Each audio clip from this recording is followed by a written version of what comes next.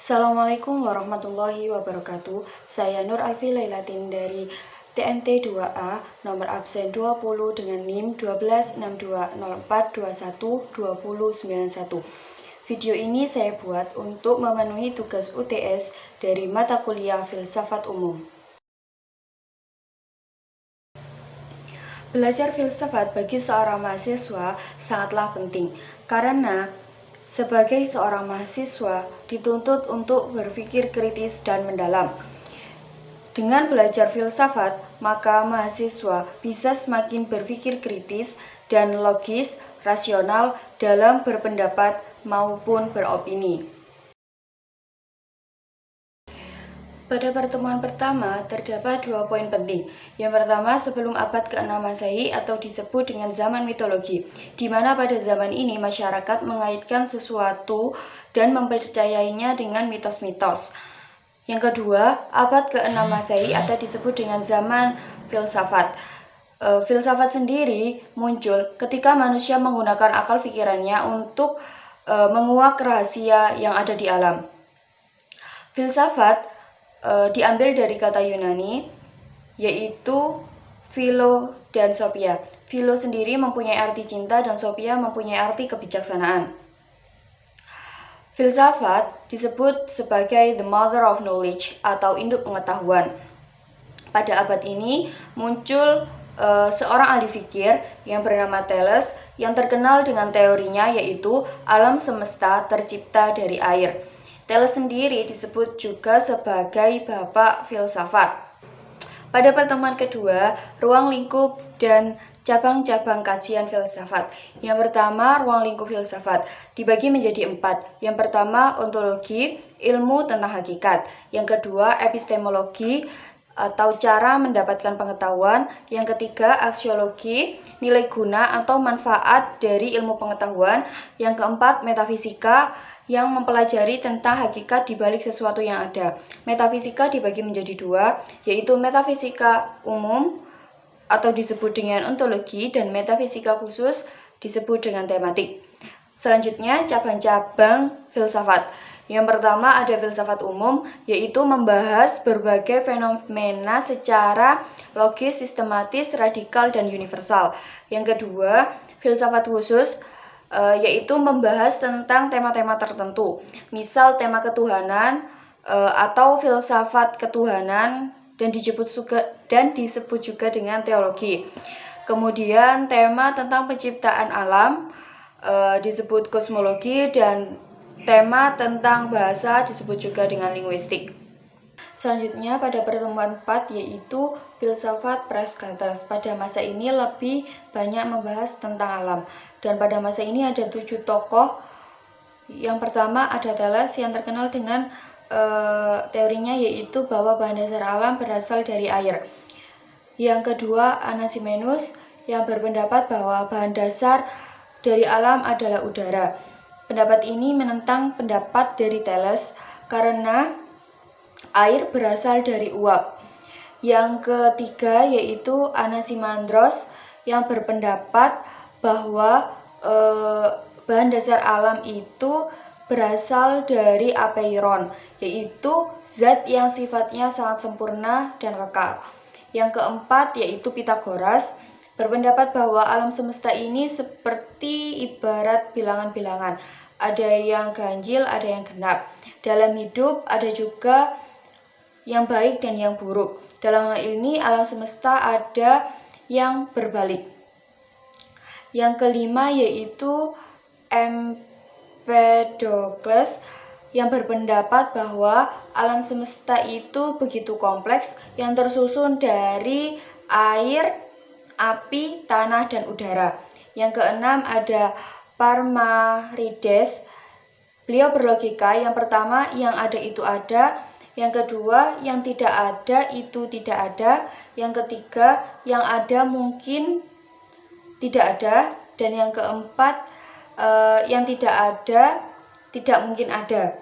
Kesimpulannya adalah yang ada itu berasal dari suatu hal yang ada pula. Yang ketujuh yaitu Demokritos yang berpendapat bahwa Alam semesta tersusun dari atom, yaitu partikel terkecil yang tidak bisa dibagi lagi.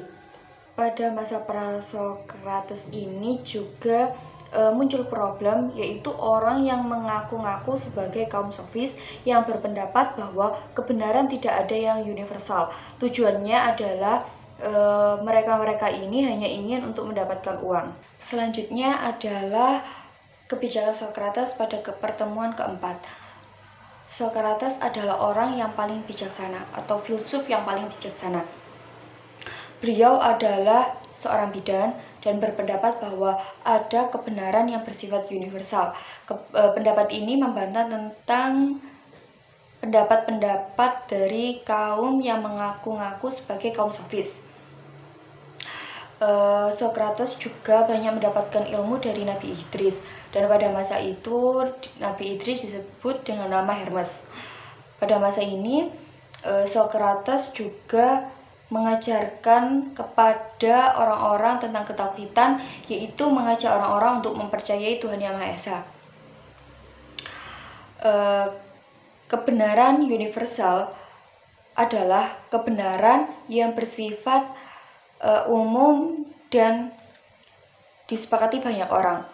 Lawan kebenaran relatif adalah kebenaran yang bersifat subjektif atau khusus yang sifatnya berubah-ubah. Ada juga metode-metode Sokrates. Yang pertama ada gnotiseuton, yaitu kenalilah dirimu. Yang kedua meutika, teknik atau medis kebidanan. Yang ketiga ada dialektika atau percakapan antara dua orang atau lebih. Sokrates pernah berkata bahwa hidup yang tidak pernah dikaji adalah hidup yang tidak pantas untuk dihidupi. Selanjutnya pada pertemuan 5 yaitu idealisme Plato. Plato sendiri merupakan murid dari Sokrates, dan idealisme itu berasal dari dua kata, yaitu ide dan isme, yang berarti sesuatu yang sempurna yang ada pada dunia yang tidak nyata. Idealisme sendiri merupakan aliran filsafat Yunani klasik yang merupakan paham atau aliran yang menyatakan bahwa realitas yang sejati adalah realitas yang ada pada dunia ide, atau sesuatu yang ada pada dunia ide. Realitas sejati sendiri adalah sesuatu yang tetap, yang sifatnya tetap dan tidak bisa diubah. Realitas ada dua, yaitu ide dan indrawi. Ide yang bersifat tetap atau abadi, atau yang kita sebut dengan realitas sejati atau hakiki. Kemudian indrawi itu sifatnya berubah-ubah dan tidak kekal. Selanjutnya pertemuan 6 yaitu realisme Aristoteles. Aristoteles merupakan murid dari Plato. Meskipun murid dari Plato, Aristoteles memiliki pemikiran yang bertolak belakang terhadap pemikiran Plato, yaitu realisme. Realisme sendiri terdiri dari dua kata, yaitu real dan isme. Real mempunyai arti nyata dan isme mempunyai arti aliran. Jadi realisme adalah paham atau aliran filsafat yang menyatakan bahwa realitas yang sejati adalah apa yang nyata atau apa yang real dan dapat ditangkap oleh inderawi manusia. Pada realisme ini lebih banyak berbicara tentang hal yang ada. Sesuatu yang ada itu tersusun dari forma dan juga materia. Forma sendiri mempunyai arti bentuk dan materia sendiri mempunyai arti bahan. Jadi sesuatu yang ada itu tersusun dari suatu bentuk dan juga ada bahan. Dan realitas yang sejati itu adalah materia ini. Selanjutnya yaitu 10 kategori untuk memaknai yang ada. Yang pertama ada substansi atau wujud, kualitas itu yang berkaitan dengan mutu. Yang ketiga ada kuantitas atau jumlah. Selanjutnya keadaan. Kemudian ruang. Ruang itu yang ada atau yang selalu terikat. Selanjutnya waktu. Kemudian memiliki.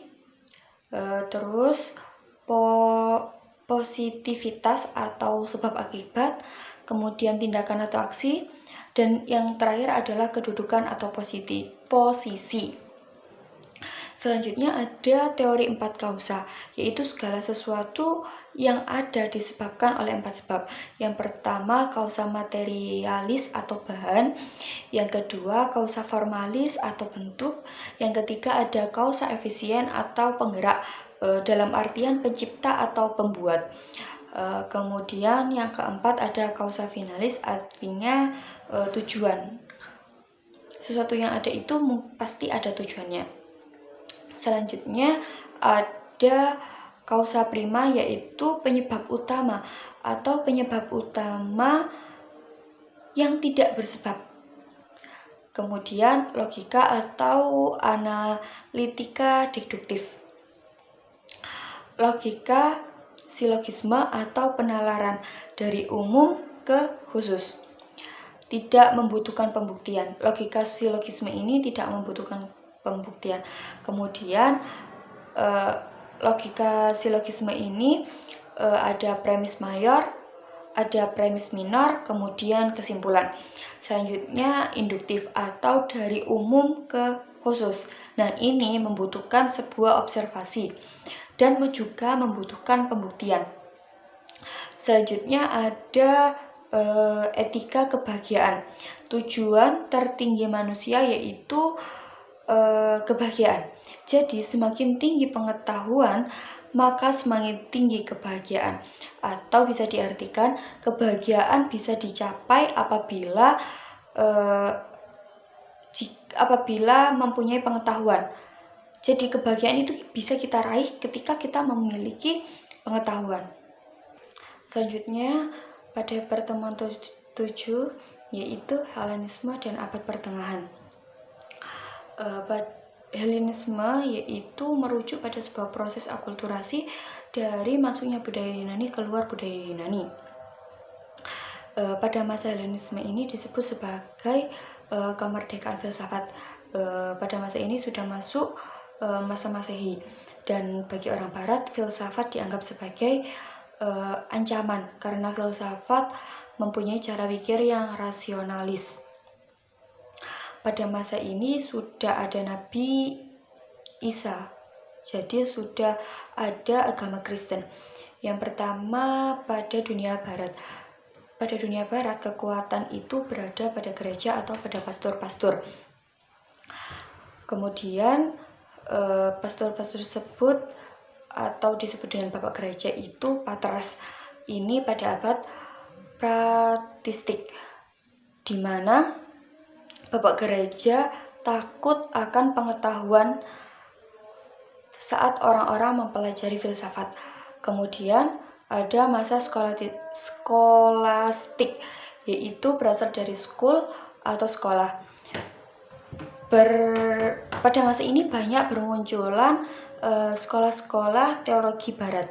Kemudian masa abad ke-8, yaitu ilmu pengetahuan tidak bisa berkembang atau the Dark Age. Jadi pada sampai saat ini orang Barat trauma karena agama sebagai penghambat ilmu pengetahuan. Ini pada masa filsafat di Barat. Kemudian filsafat pada daerah timur. Di masa ini filsafat sangat berkembang dan termasuk pada masa keemasan Islam atau the Golden Age. Pada masa ini terjadi penerjemahan besar-besar terhadap kitab-kitab bahasa Yunani atau Yunani klasik. Terjadi pada masa Bani Abbasiyah, Bani Umayyah.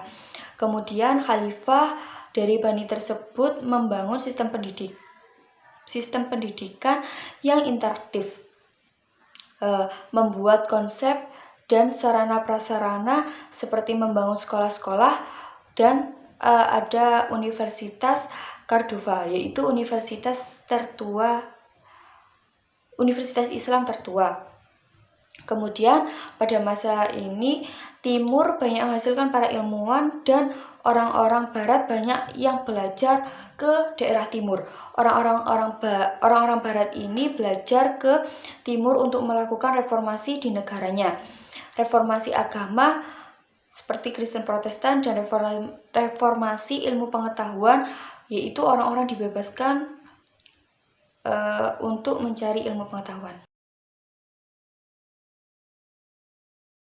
Yang menarik dari belajar filsafat adalah kita bisa mempelajari pemikiran-pemikiran dari para filsuf Yunani di masa lampau, yang mana pada masa itu mereka mempunyai pemikiran yang lebih maju pada zaman itu, di mana mereka mampu mengubah kepercayaan orang-orang yang mempercayai logos dengan berpikir secara rasional. Pemikiran para filsuf Yunani tidak hanya semata-mata spekulasi belaka, tetapi ada yang mendasari atau yang melatar belakangi. Pemikiran mereka didasari pada logika dan juga rasionalitas.